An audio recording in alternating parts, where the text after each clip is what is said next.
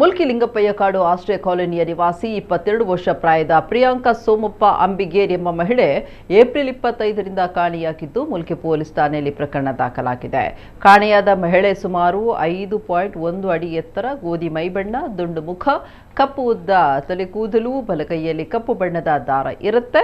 ಕಾಣೆಯಾದ ದಿನ ಕೆಂಪು ಬಣ್ಣದ ಚೂಡಿದಾರ್ ಧರಿಸಿದ್ರು. ಕನ್ನಡ, ಇಂಗ್ಲಿಷ್ ಮತ್ತು ಹಿಂದಿ ಭಾಷೆ ಮಾತನಾಡ್ತಾರೆ.